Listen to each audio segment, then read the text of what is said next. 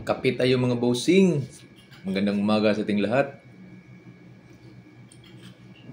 Pangalagaan natin ang ating mga sarili, yung seguridad natin sa bawat isa, at yung sinasabi natin na magandang relasyon sa ating kapwa. Dapat na malagay yan sa bawat isa sa atin, kasi diyan nagsisimula ang lahat. Hindi tayo mayabang. Hindi tayo mayabang na ngayon nasa itaas tayo. Kasi ang buhay minsan ay parang gulong. Minsan nasa ibabaw ka.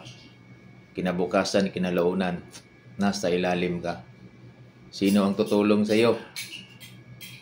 Na kung nung nasa ibabaw ka, ang yabang-yabang mo na.